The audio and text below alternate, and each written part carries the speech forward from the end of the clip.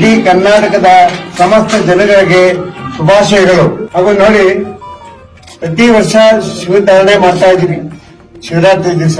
ಹಾಗೂ ಚಂದ್ರ ಕೊಳಗ ಇದು 11 kg ಇದೆ, ಒಂದು ಚೂರು ಕೂಡ ಹೆಚ್ಚಿಲ್ಲ ಯಾವ ತರ.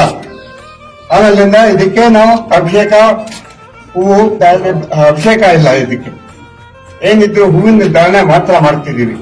ಇದು ಭಕ್ತಾದಿಗಳಿಗೆ ವಿಶೇಷವಾಗಿ ವೀಕ್ಷಣೆಗಾಗಿ ಬೆಳಗಿನ ಜಾವ 5 ಗಂಟೆಗೆ ಅಭಿಷೇಕ ಆಗುತ್ತೆ, ಶುರು ಆಗುತ್ತೆ.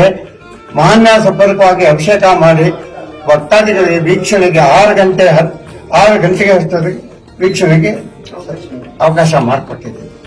ಬರೋದು